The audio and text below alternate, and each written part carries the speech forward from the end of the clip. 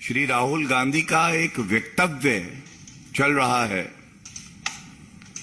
और शब्दशाह पहले मैं उस वक्तव्य को आपके समक्ष रखूंगा। राहुल गांधी कहते हैं चीन के संदर्भ में जो हमारे जवानों को अरुणाचल प्रदेश में पीट रहे हैं,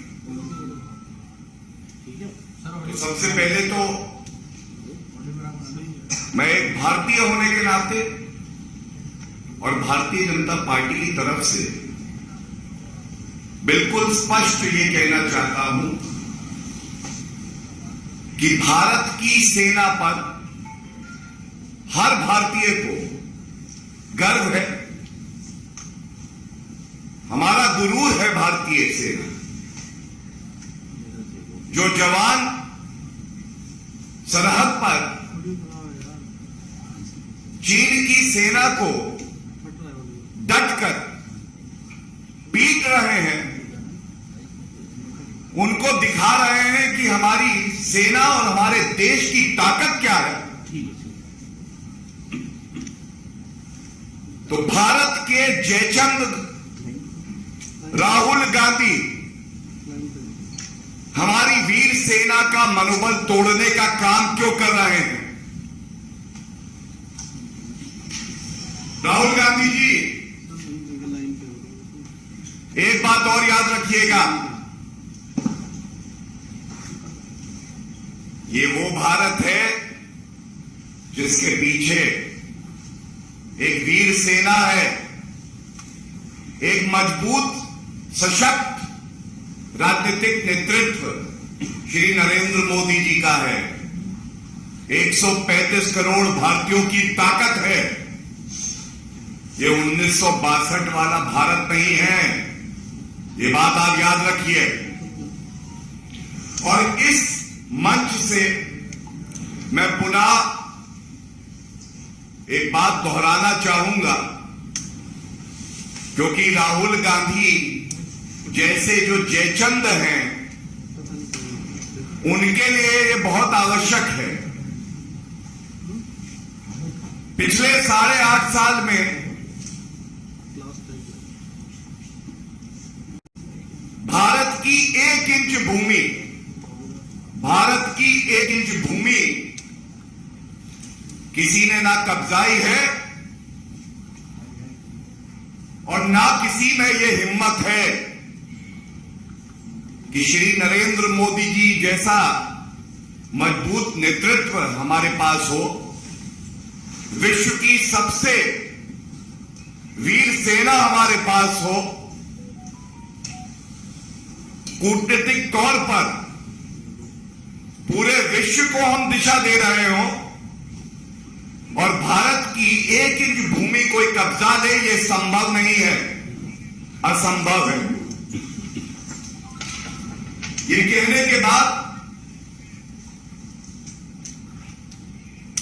मैं एक बात पे खासा जोर डालूंगा। जब जब हमारी वीर सेना अपना शौर्य, अपना पराक्रम दिखाती है, तो ऐसा क्यों है कि भारतीयों की छाती 56 इंच की हो जाती है, लेकिन दर्द होता है तो हमारे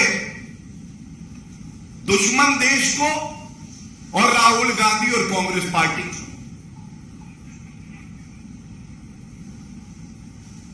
क्यों आपकी छाती 6 इंच की हो जाती है राहुल गांधी जी, जब देश के नागरिकों की छाती 56 इंच की हो जाती है? क्या ये पहली बार हुआ है?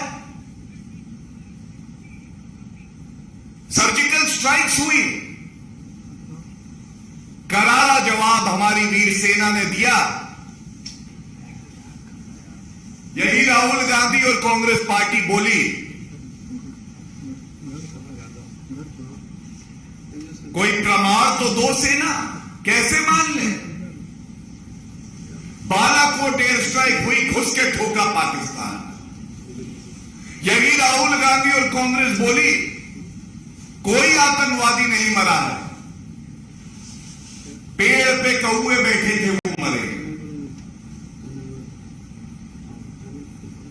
और आज फिर से पुनः जब देश की सेना ने स्पष्ट कर दिया, संख्या में चीनी सैनिक ज्यादा, लेकिन मनोबल हमारी सेना का ऊंचा। बताते हैं 300 के आसपास वो थे। संख्या हमारी कम हो सकती है। दौड़ाया वहां से, डर के भागे। ये ताकत है हमारी सेना की। और आप कहते हैं कि हमारे जवान पिट रहे हैं राहुल गांधी। भारत की जीत में आपको दर्द होता है, ऐसा क्यों है? और आपको यह बताना भी आवश्यक है किस तरह से बार बार यह कार्य किया जाता है। इसीलिए आवश्यकता पड़ी कि देश के सामने सच्चाई रखें। और राहुल गांधी का ये जो जयचंद वाला चरित्र है उसको उजागर किया जाए। गलवान में चीनी सेना ने जब प्रयास किया कि वो भारत की सीमा पे घुसे, नहीं भूलना चाहिए कर्नल संतोष बाबू और 19 और जवान जिन्होंने शहादत दी। लेकिन राहुल गांधी का एक ट्वीट है, सरेंडर मोदी। सुन लो राहुल गांधी, देश भारत के 135 करोड़ नागरिक, भारत की वीर सेना और भारत का प्रधानमंत्री एक है और कभी समर्पण नहीं करेंगे। ऐसा प्रतीत होता है कि राहुल गांधी बार बार इस तरह के वक्तव्य इसलिए देते हैं कि हमारी वीर सेना का मनोबल टूटे, भारत को नीचा दिखाने का प्रयास होता है। और ये उनका एक और ट्वीट है, वो कहते हैं गद्दारों ने भारत माता को चीर कर एक टुकड़ा चीन को दे दिया। तो जैसा मैंने बताया, राहुल गांधी जी जब से श्री नरेंद्र मोदी जी देश के प्रधानमंत्री हैं, किसी की हिम्मत नहीं है, हैसियत नहीं है, औकात नहीं है कि एक इंच भूमि भी भारत की कब्जा सके। लेकिन एक पार्लियामेंट प्रोसीडिंग का हिस्सा जरूर लेके आया हूं। और क्योंकि मीडिया चौथा स्तंभ है, ये राहुल गांधी को दिखा के पूछना चाहिए। इसमें 21 नवंबर 2007 को एक प्रश्न पूछा गया कि भारत की जो भूमि है उस पर चीन का कब्जा है। तो ये कांग्रेस की सरकार थी और उन्होंने कहा 38,000 स्क्वायर किलोमीटर की जमीन ये कांग्रेस शासन में चीन ने कब्जाई और इसके बाद 5,180 स्क्वायर किलोमीटर और 1963 में कब्जाई गई। कुल मिलाके 43,180 स्क्वायर किलोमीटर जमीन ये कांग्रेस शासन में गई। लेकिन ये आप भूल गए। दूसरी बात जो आज बार बार उठनी चाहिए, पूछा जाना चाहिए, क्योंकि यही सही वक्त है जब कांग्रेस पार्टी और राहुल गांधी को जवाब देश को देना होगा। मेरे हाथ में यह तस्वीर है। यह तस्वीर इसलिए दिखा रहा हूं इस तस्वीर में देश से गद्दारी कौन कर रहा है दिखाई दे रहा है। कांग्रेस की सरकार थी, भारत का हित नहीं देख रहे थे। राहुल गांधी और सोनिया गांधी जी एक पार्टी टू पार्टी समझौता करते हैं और आज ये एक चिंता का विषय है राष्ट्रीय सुरक्षा की दृष्टि से भी। यह समझौता आपने आज तक सार्वजनिक क्यों नहीं किया है?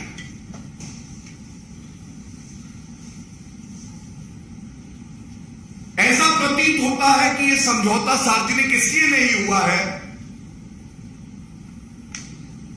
और अगर यह समझौता अभी भी सार्वजनिक नहीं होता तो कांग्रेस पार्टी देश से गद्दारी कर रही है। राहुल गांधी ने गद्दारी की है और यह प्रतीत हो रहा है कि समझौते में यह स्पष्ट लिखा है,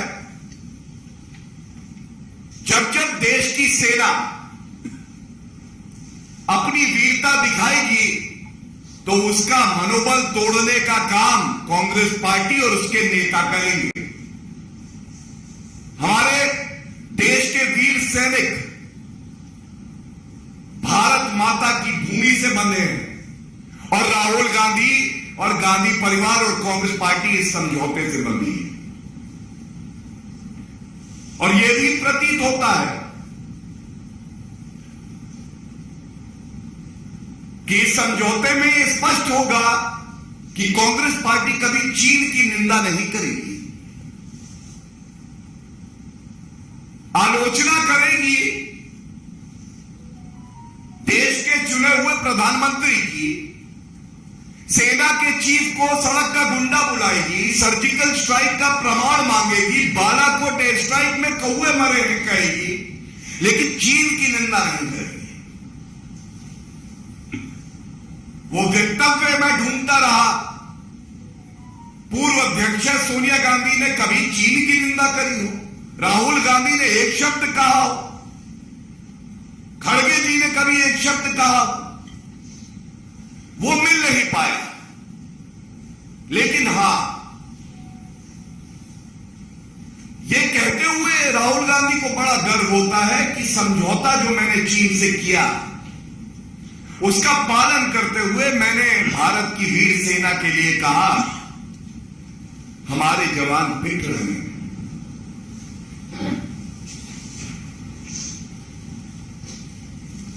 एक बात और स्पष्ट करना चाहूंगा,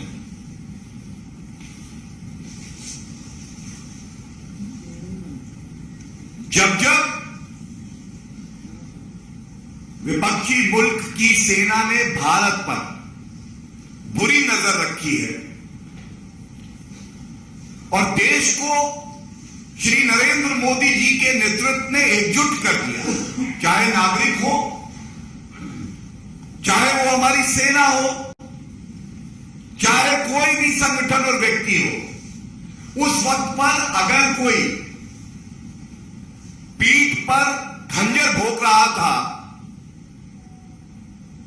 तो वो कांग्रेस पार्टी और राहुल गांधी थे।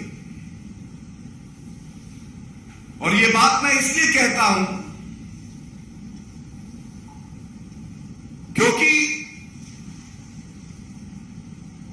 पुलवामा हमला हुआ, उसके 1 घंटे बाद कांग्रेस पार्टी के मुख्य प्रवक्ता ने कहा यह अंदरूनी आतंकवाद है, होम ग्रोन टेररिज्म, इसका पाकिस्तान से कोई लेना देना नहीं। और एक व्यंग करते हुए कहा, तंज कसा, कहां है 56 इंच की छाती। और मुझे याद आता है सर्जिकल स्ट्राइक से पहले जब हमारे देश पर उरी हमला हुआ, 10 दिन के अंदर सर्जिकल स्ट्राइक हुई और पुलवामा के 10 दिन के बाद बालाकोट एयर। हमारा देश आज मजबूत हो रहा है। सरहदों पर इंफ्रास्ट्रक्चर बेहतर हो रहा है, तो राहुल गांधी और कांग्रेस पार्टी को दर्द क्यों हो रहा? राहुल गांधी जी, भारत की सेना ना कभी पिटी थी, ना कभी पिटेगी, लेकिन भारतीय राजनीति का पिटा हुआ मोहरा है आप। और इस तरह के जब आप वक्तव्य देते हैं तो मैं एक बात आपको और बता दूं,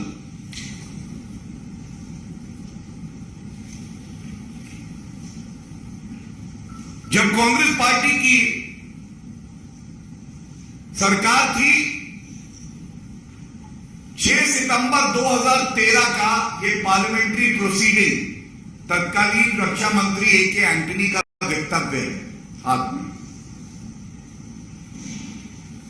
इन्होंने पूछे जाने पर कि भाई चीन इंफ्रास्ट्रक्चर डेवलप कर रहा है, भारत क्या कर रहा है? मैं पढ़ना चाहूंगा 6 सितंबर 2013 को क्या नीति थी कांग्रेस पार्टी की। कहा गया ए.के. एंटनी जी द्वारा, the independent India had a policy for many years that the best defence is not to develop the border, undeveloped borders are safer than developed borders. ये इनकी नीति थी कि सरहद पे कुछ बनाओ नहीं, देश सुरक्षित रहेगा। श्री नरेंद्र मोदी जी देश के प्रधानमंत्री बने, बदलाव क्या आया? DSDDO ब्रिज, दुर्बक से दौलत बेग ओल्डी तक का 323 किलोमीटर का यह ब्रिज बनकर तैयार हो गया, जो कांग्रेस पार्टी नहीं कर पाई। आप सब जानते हैं भारत की वायु सेना को लड़ाकू विमान चाहिए थे। 10 साल सत्ता में ये रहे, राफेल नहीं आया। क्यों नहीं आया? कांग्रेस पार्टी और गांधी परिवार बिना कमीशन लिए कोई काम करता ही नहीं है। 2013 के अंत में 14 में ए.के. एंटनी जी बोले रुपया नहीं है इस वित्त वर्ष में। आज जब लड़ाकू विमान राफेल सरहद पर गड़गड़ाता है तो चीन को पता चलता है कि भारत की सेना कितनी मजबूत है, एक इच्छा शक्ति है, एक स्पष्ट नीति। आज चिनूक, अपाचे ये हेलीकॉप्टर आए हैं, हमारी सैन्य क्षमता में वृद्धि हुई है। आईएनएस विक्रांत, ये नया भारत है, मोदी जी के नेतृत्व वाला भारत है। अपना पराक्रम, अपना शौर्य हमारी सेना दिखा रही है और उनके साथ सरकार खड़ी है, हर नागरिक खड़ा है। एक बात और स्पष्ट बताना बड़ा आवश्यक है, हमारे सैनिक कांग्रेस की सरकार में मांग करते रहे हमें बुलेट प्रूफ जैकेट दे दो, और जिन सैनिकों के लिए आज राहुल गांधी ने कहा कि वो पिट गए हैं, हमारी वीर सेना वो सेना है जिसको बुलेट प्रूफ जैकेट आपने नहीं दी, लेकिन वीवीआईपी चॉपर आप अपने लिए ला रहे थे। और वो सैनिक कहता था भारत माता के लिए मैं अपनी जान दे दूंगा, शहीद हो जाऊंगा, आप बुलेट प्रूफ जैकेट दें या ना दें। और आज ये गर्व की बात है, 1,86,000 बुलेट प्रूफ जैकेट जो कांग्रेस के समय में हमारा सैनिक मांगता रहा और नहीं आई, क्योंकि इनकी प्राथमिकता वीवीआईपी चॉपर थे, बुलेट प्रूफ जैकेट नहीं सैनिकों के लिए। आज वो बुलेट प्रूफ जैकेट कोई लाया है तो श्री नरेंद्र मोदी जी की सरकार लाई। ये सोच का फर्क है। आपके समक्ष ये बात जो रखी है, तथ्यों के आधार पे पार्लियामेंट्री प्रोसीडिंग और तस्वीर दिखा के मैंने रखी, और इसलिए यह आवश्यक है क्योंकि हर भारतीय नागरिक का खून खौलता है जब इस तरह के वक्तव्य राहुल गांधी द्वारा दिए जाते हैं। ये मांग इस मंच से हम लोग करते हैं कि राहुल गांधी को देश से माफी मांगनी चाहिए। ये पाप ऐसा है कि माफी मांगने से भी नहीं धुलेगा, लेकिन माफी मांगेंगे तो कम से कम ये पता चलेगा कि उन्हें अपनी गलती का एहसास है। दूसरी बात, कांग्रेस पार्टी की अध्यक्षा सोनिया गांधी जी की, एक मां पुत्र से ज्यादा प्यार करे, देश से कम नहीं कार्रवाई कर सकती थी, लेकिन अगर आज कांग्रेस पार्टी देश के साथ खड़ी है, खड़गे जी अध्यक्ष हैं और रिमोट कंट्रोल से नहीं चलाए जाते, तो राहुल गांधी को तुरंत कांग्रेस पार्टी से निष्कासित करें।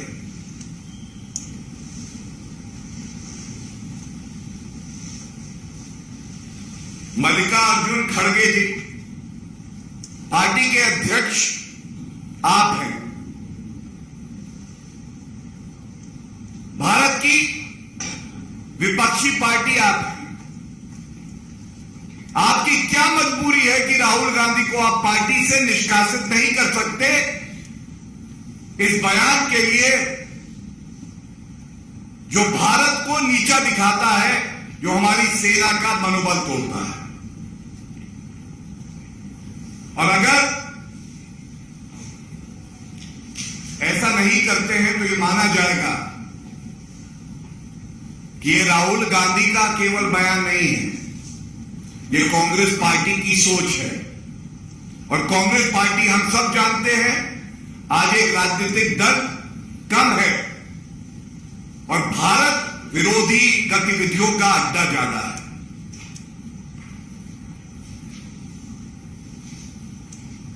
ये कह के मैं अपनी बात को विराम दूंगा। कोई प्रश्न हो तो पूछे जा सकते हैं। धन्यवाद। एक